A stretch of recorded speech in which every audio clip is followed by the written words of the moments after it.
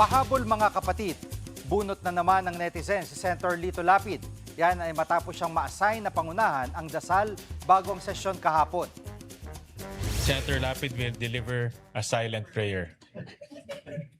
So, 1 minute of silent prayers.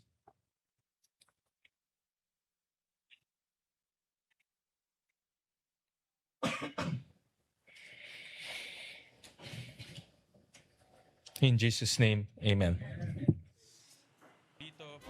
Hindi napigilan ng mga kasamahang senador ni Lapid na matawa sa kanyang silent prayer.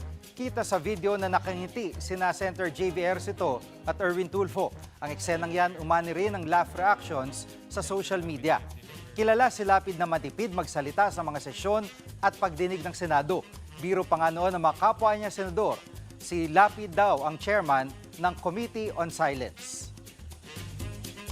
Mga kapatid, Jig Manikad po, pagdating sa mahalagang balita sa loob at labas ng bansa, dapat una sa lahat, mag-follow at mag-subscribe na sa social media pages ng News 5.